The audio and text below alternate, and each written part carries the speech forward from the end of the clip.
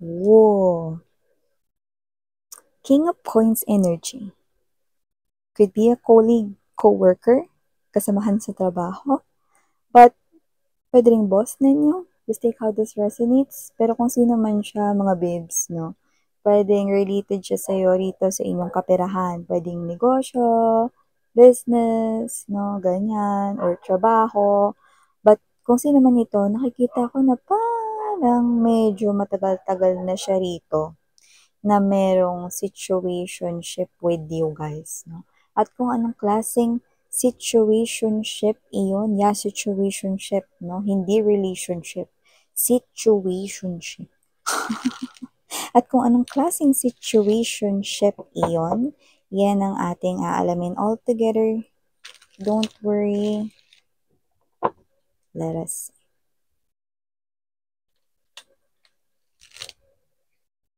I just saw the judgment card energy. Maybe someone here needs to make a decision. Huge decision. Malaking desisyon. Yan ang ating aalamin. Anong klaseng desisyon? Ewan ko. Kaya nga aalamin natin, di ba? Okay. Let's go.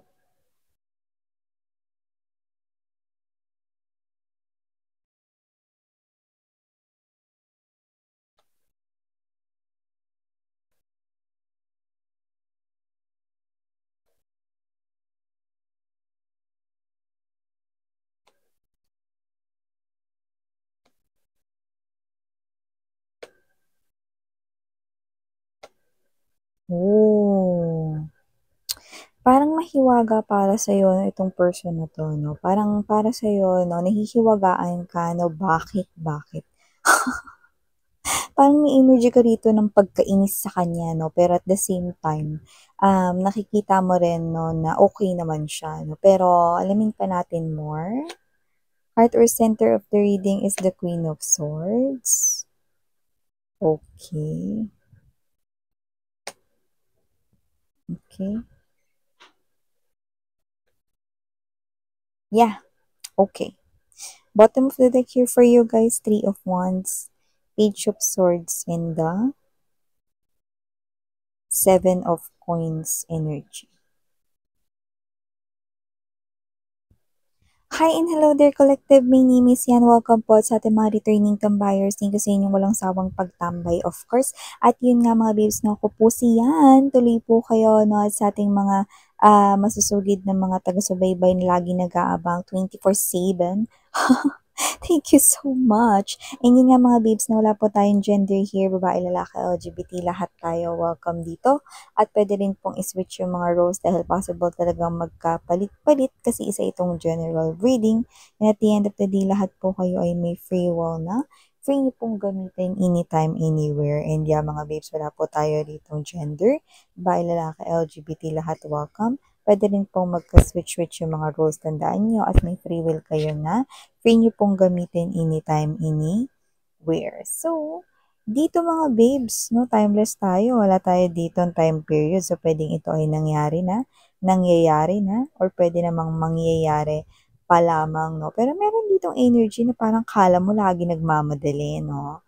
So, whatever the case may be, nakikita ko dito na parang lagi siyang nagmamadali, lagi siyang ito na parang kapag nandiyan kayo mga babes, no, nakikita ko rito na itong person na to, no, is nauobserbahan mo, no, na palagi siya rito nagmamadali, no, kapag nandiyan na kayo. Okay? So, parang nagsimula lang ito, no, sa mga una-unang episodes na parang ganito siya, no, na parang sa'yo lang siya ganyan. Na kapag ikaw na yung darating, kapag ikaw na yung malapit sa kanya, lagi siyang may mga excuse na, ay, may gagawin pa pala ako. Ay, sige, una na ako guys. Lagi siyang may ganun, no? Tapos parang kayo to na, ay, naamoy niyo ba na hindi ako naligo kanina? Imposible. Pinaliguan ko yung sarili ko ng pabango, pero ba't nagmamadali to? Mhm. So, naulit ng naulit 'yon 'no, na parang palagi siyang nagmamadali at naoobserbahan mo kapag ibang mga tao naman yung kasama at kausap niya, hindi naman siya yung tipong nagmamadali. Pero kapag nandiyan ka, parang lagi siya nagmamadali 'no, kaya medyo naiinis ka sa kanya kasi meron siyang pinapakita rito na iniisipan mo ng negatibo or posibleng hindi maganda ang iyo rito 'no, na nabibigay na reason kung bakit niya 'yan ginagawa 'no. Parang ano ba 'to, ayaw niya ba sa'kin, may nagawa ba akong something before, or ano bang meron sa'kin, mukha ba akong hindi kaaya-aya? Well, this person is appearing as someone as the King of Cups energy. So, nakita natin dito mga babes na kung sino man 'tong energy na 'to na lumalabas, na itong person na 'to 'no, with the King of Cups, Five of Wands energy, nakikita ko 'no, na hindi siya magaling magtago ng feelings dito at nakikita ko rin mga babes 'no, na kung sino man siya medyo hirap siya rito 'no, na magpanggap. Kaya naman kung sino man siyang energy, tahimik lang siya 'no, at hindi niya rin dito alam mga babes kung ano talagang gagawin niya sa sitwasyong ito. Pero yeah, tama ka. Because with the Seven of Swords energy, nagmamadali talaga siya dahil umiiwas siya sa'yo, no? Kasi nakikita ko rito that this person right here, ang pinakatutumbok nito, bakit siya rito lagi nagmamadali, bakit siya rito parang kala mo hinahabol dito, no? At pag nandiyan na kayo, laging parang gusto niyong umalis doon sa lugar kung nasan nandun din kayo, no? Kasi nga this person right here, yeah, you're hearing that song. Clumsy 'cause I'm falling in love, so in love with you. Ah, you know that song? Kasi ayaw niya ditong makagawa ng bagay na pagsisisihan niya. Kasi maaaring, alam mo na, with the word clumsy, baka clumsy siya talaga, no? Or baka siya ito, no, na alam niya, no, na medyo kilala niya yung sarili niya, no, na kapag ka andyan ng kanya ritong crush, yes, you heard it right, crush po niya kayo, crush niya ikaw, 'no, like ka niya rito. That's why ganito siya, 'no, ayaw niya rito makagawa ng clumsy thing, 'no, or ayaw niya rito makagawa ng bagay na pagsisihan niya kasi nga naman nakakahiya sa harap ni crush. At ang crush na tinutukoy niya ay walang iba kundi ikaw. Yes, ganda ka. So, nakikita ko dito mga babes, no, yes, gandang-ganda siya sa'yo, sweetheart. At kung sino man 'tong energy na 'to, gwapong-gwapo siya sa'yo, crush ka niya rito, no. So, wag kang mag-isip ng iba, no, kaya yung inis mo diyan mga babes, no, ay nakikita kong napapalitan ng ngiti, no. So, miss yan kaya pala siya umiiwas rito kasi ayaw niya na parang makagawa siya rito ng hindi tama. Kasi baka yeah, mga babes, alam niyo yung clumsy? Yung kunwari hawak mo na ng maayos yung isang bagay na bibitiwan mo pa, 'di ba? Kasi kinakabahan, nininervyos, 'di ba yun naman talaga yung feeling 'no, kapag nandiyan yung crush mo na hindi mo alam na uutal-utal, so ayaw niya rito makagawa ng hindi maganda or ayaw niya rito makagawa ng mali 'no, sa harap mo. Kasi mahihiya siya, kasi crush ka niya. So with this Two of Swords energy, kayo ito mga babes na parang marami kayong gustong itanong sa kanya, gusto niyong malaman dito na parang pagdating sa inyo bakit siya umiiwas. So ito na nga yun, ito na yung sagot sa napakaraming clouds dito ninyo 'no, nagpapa-confuse dito sa inyo bakit niya kayo iniiwasan 'no. Pero pag sa ibang tao, kaya niyang mag-stay kahit na more than 5 to 10 minutes para makipagkuwentuhan. Pero ikaw ito na parang 'pag darating ka hindi mo alam kung meron ka bang nagawang kasalanan sa kanya or may pabor ba siyang hiningi sa'yo before na hindi mo napaunlakan or hindi mo napagbigyan, wala, 'no? Kasi nakita ko rito mga babes, lalapit pa lang siya rito 'no, ihahakbang niya pa lang ang kanyang 1 foot forward. Ito ay hindi niya maitatapak ng diretso dahil iaatras niya rin 'yun.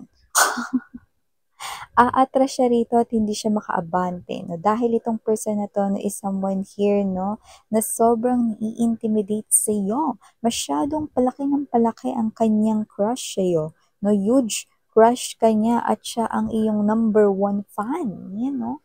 Kaya naman kung sino man ito puwedeng katrabaho mo 'yan or puwedeng nasa iisa lang kayo rito na barangay or baka kapitbahay mo siya. Puwede rin naman na siya ay isa sa mga taong nakapaligid sa'yo. Pero yes, yung iba katrabaho ninyo with the Three of Coins energy. Alam mo, nakikita ko rito na parang gusto mo siya salamuha, gusto mo siya rito na maging kaibigan, 'yan 'no, or gusto mo lang siya rito na mas makilala kasi nakikita mo na parang okay naman siya, eh, 'no.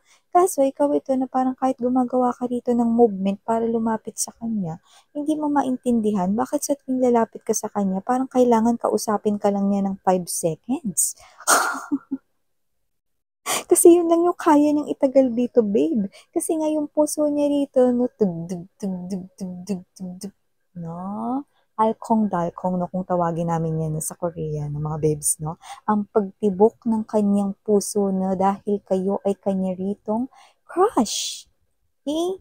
So, 5 seconds lang talaga dapat niyo siyang kausapin dito 'no, kasi yung susunod na 6 na segundo pataas ay hindi niya na alam ang kanyang gagawin 'no. So, siya yung klase ng energy 'no na magpa-panic, "Anong gagawin ko dito, magpi-print ba ako dito? Ay hindi, tawag pala ako ni boss." In short, natataranta siya sa tuwing nandiyan ka. Okay? Iba kasi yung pakiramdam kapag nandiyan ka. Kapagka nandiyan ka, yung puso niya parang nagtatatalon sa tuwa, pero hindi naman niya kaya itong ipakita sa'yo sapagkat yan 'no, Four of Coins energy 'no, but babanggitin ko yung Four of Swords na talagang parehas yun na energy ng stagnation, walang ginagawa, no action 'no. Kasi nga dun pa lang sa kanyang nararamdaman sa'yo hindi na siya magkanda o gaga, eh, 'no. So, paano pa pagka kinausap ka niya rito ng humigit pa sa 6 na segundo, 'di wala na, 'di ba?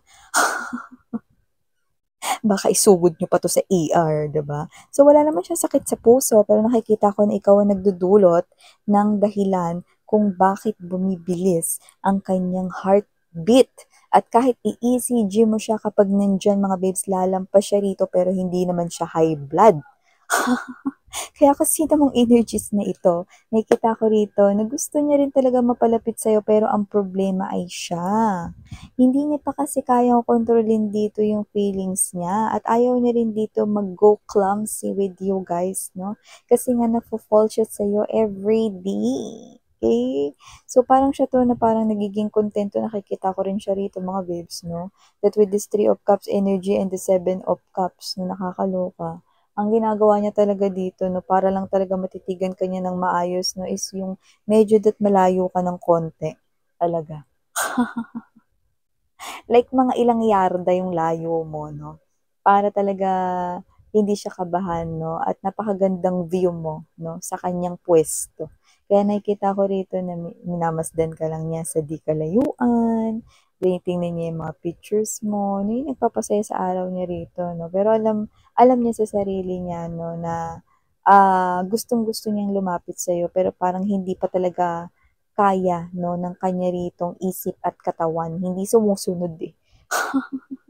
Kasi the moment you're near and mas lalo ka pang lumalapit at nagsalita ka, ikaw talaga yung talagang sadya mo ay siya talaga yung kakausapin mo, dun na nagpapanik ang lahat ng kanyang cells sa katawan 'no. So, if you're familiar with Yumi's cells 'no, 1 and 2, 'di yung Korean drama na yun 'no, parang gano'n 'no. Parang yung mga cells ni Yumi 'no, yun yung nag-uusap-usap kung ano yung dapat niyang gawin 'no. So, they're like on panic 'no, the cells of this person here 'no, whenever you're around. Kaya ayaw niya rito magkamali kasi wala pa nga siyang ginagawang aksyon. Ngayon kung masasaksihan mo yung pagiging clumsy niya dito, then mahihiya siya, then mas lalo siya rito 'no, mga babes na hindi makakagawa ng movement 'no. So, figure out pa nga lang niya kung paano rito iko-control ang kanyang emotions and feelings whenever you're around him or her 'no. So, yeah, alam mo naalala ko tuloy yung kanta na, "Whenever you're around me, I feel different in your arms," you know. So, nakita ko dito that this person here really feels different and acting like weird 'no. So, whenever you're around him or her, this person acts weird like this 'no, so clumsy. 'Cause he or she is so in love with you, no? Can't help it, I just can't help it, 'di ba yun? Hindi niya talaga kasi kaya. So, bigyan pa natin siya ng time, sweethearts, 'no? At nakikita ko dito that in the future, okay, not so distant future, hindi distant, It could be immediate or near future, Three of Wands, Page of Swords, no? And there's this Seven of Coins energy. Okay? Ikaw ito na parang gusto mo siya maging kaibigan, no? Gusto mo maging malapit sa kanya. Iba naman, pwedeng hindi mo naman siya as in talaga gustong kaibiganin, no? Pero nakikita mong okay naman siya, no? Okay siya na ka-partner dito, no? Sa work or whatsoever, no? So, nakikita mo naman na may potential, no? Na maging friends kayo, no? At maisaayos nyo kung ano ba yung dahilan, kung bakit parang feeling kasi ninyo ayaw niya sa inyo eh. Yun yung feeling ninyo, no? Pero hindi. So, sobrang pagkagusto niya sa'yo, no? Hindi niya alam kung paano siya rito gagalaw at kikilos sa tuwing andiyan dyan ka, no? Pero, alam mo mga babes, no? Hindi ko nakikitang magsistay lang ng the same yung kanyang energy. Kasi yung thoughts niya naglulumaban sa kanyang body. So, ibig sabihin, if that is the type of energy that I'm seeing from here, there could be a possible change, no? Or transformation na gawin siya sa mga susunod na buwan in order to create some kind of drastic change, no? Which is dramatically ko yung nakikita, no? So, let us wait and see. Sit back and relax, no? Kasi nakikita ko rito that this person here will do something, yeah, in the upcoming months right here, no? For this connection. So, thank you so much again. I'm Yuriana. On me, for some reason, I'm seeing initials T and initials P. Yan, no? So, may number din tayo nakikita, pero isa lang, no? Just take only what resonates, maybe someone's special number or birthday. Okay, just take how this resonates. Number 7. Okay, so thank you so much again. I'm Yuriana Oni, Sarang Hail of Inlight. I'm